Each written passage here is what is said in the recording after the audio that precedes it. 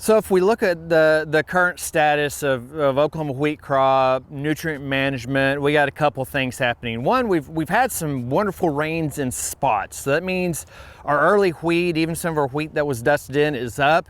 Like this field we're in right now, it's really starting to go and starting to kick off, which is good. We have good potential. On this early wheat that is in the ground, of course, for grazing or dual purpose. That's why it's in prior to October. We want to make sure we have 30 to 50 pounds. I like the number of 50 because it's 30 pounds per thousand pounds of forage. So we want about 50 pounds of nitrogen down for our forage production.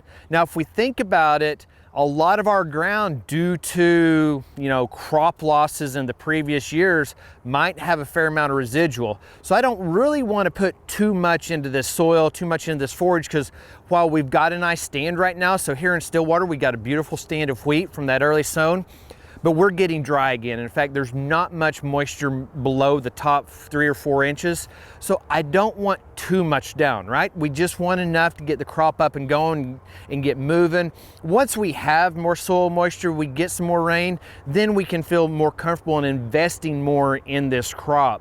For our grain only, that's going to be starting to drop, the first week of October through October, I'm still on the bandwagon of I don't really want a lot of nitrogen up front. I'm good with the in-furrow fertilizer, the 1846O, the 1152O, 1034, those nitrogen and phosphorus. I like the phosphorus in furrow. The nitrogen's not giving me a whole lot of value. So it's all about the phosphorus in our lower pH soils, our high pH soils, and low phosphorus. Make sure we got a good root establishment, get up and going. You guys heard me talk on SUNUP time in and time out that waiting on nitrogen for our grain only has a lot of value because we're establishing a better root, we're exploring the soil more, kind of keeping the plant a little more compact as it goes through winter.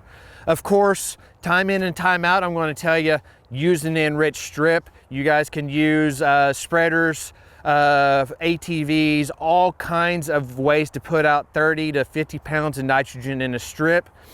If you cannot see the strip, the field is not deficient on nitrogen and you don't have to rush. So let the field do the talking.